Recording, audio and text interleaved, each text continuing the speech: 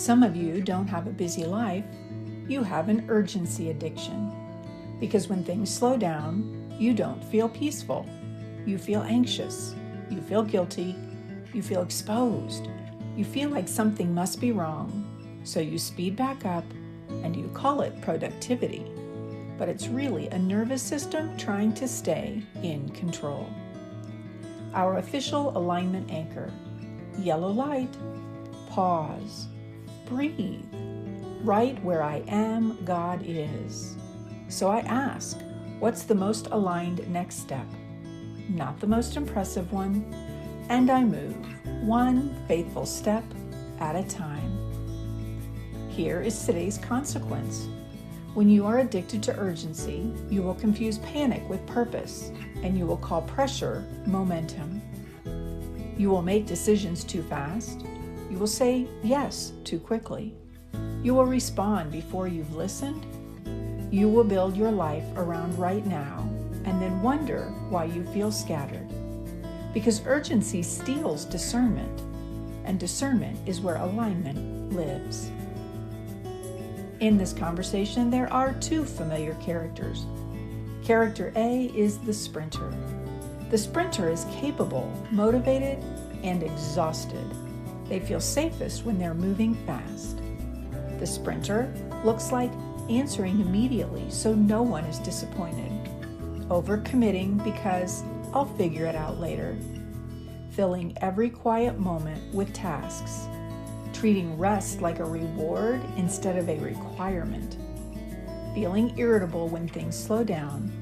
Confusing adrenaline with guidance. Character B is the steady builder. The steady builder still takes action, but not from panic. They move from purpose. The steady builder looks like pausing before decisions, choosing one faithful step instead of 10 frantic ones, letting timing be part of wisdom, resting without guilt, responding instead of reacting, and trusting that clarity grows in space. And listen, beloved, the sprinter isn't lazy or undisciplined. The sprinter is often a survivor. They have learned if I stay ahead, I stay safe. But being ahead is not the same as being aligned. Here is how urgency hides in plain sight. It can look like saying, I have to handle this right now, when it could wait. Turning every request into an emergency. Responding to messages instantly, even at the cost of your own peace. Multitasking so your mind never gets quiet. Taking on more because slowing down feels unsafe. Overscheduling so you don't have to feel what's underneath. Calling it drive when it's fear of stillness.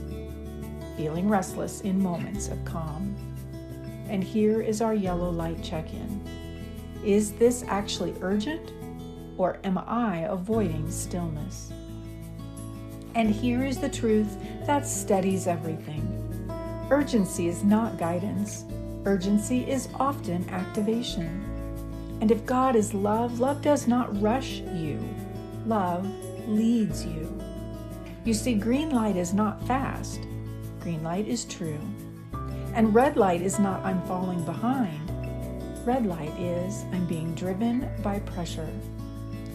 Yellow is our holy hinge.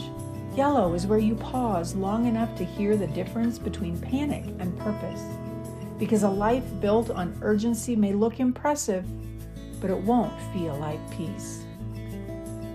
I know the pull of urgency. I know what it is to feel like slowing down will make everything fall apart. To keep moving so I don't have to feel vulnerable. To keep producing so I don't have to be present. And I am learning.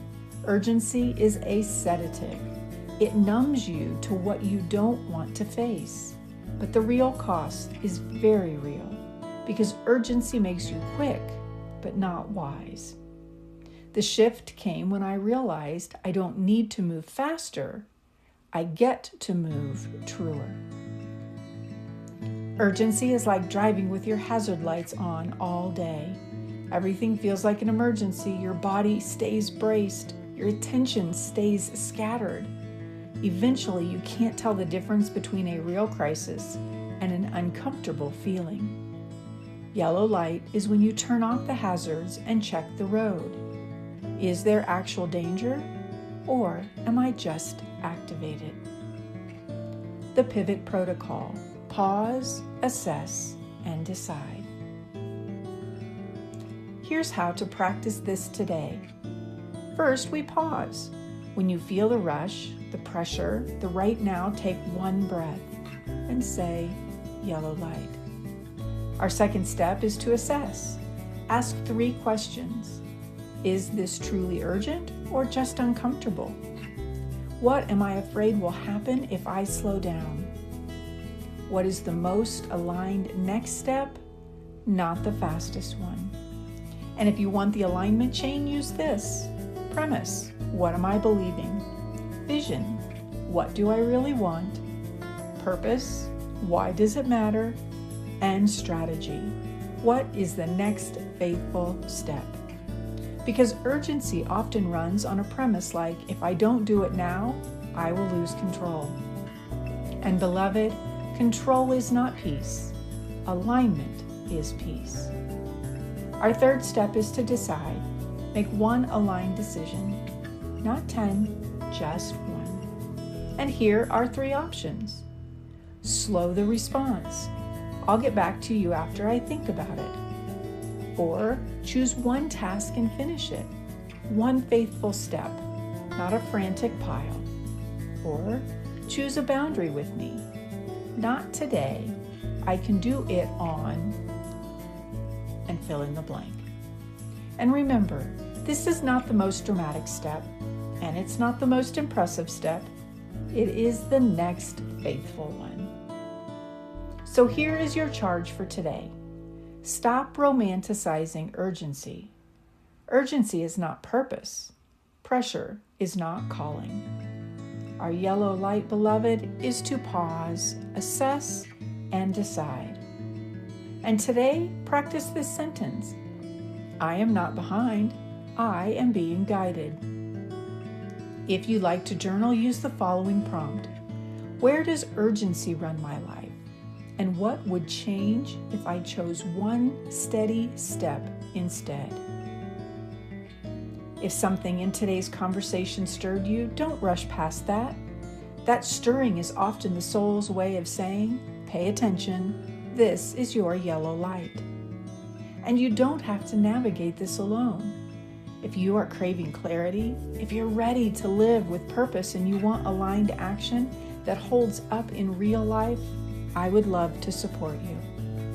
You can reach out to learn more about Life Charter or what it looks like to work with me, Babs. Just send me a message with the word yellow and tell me where you feel stuck, numb, or unsure. I will respond with the next best step and the simplest way we can walk it together. Until tomorrow, yellow light, pause, breathe. Right where I am, God is. What's the most aligned next step? Not the most impressive one. And I move, one faithful step at a time. Thank you for sharing this journey with me. I love you deeply, for in truth, we are old friends because we are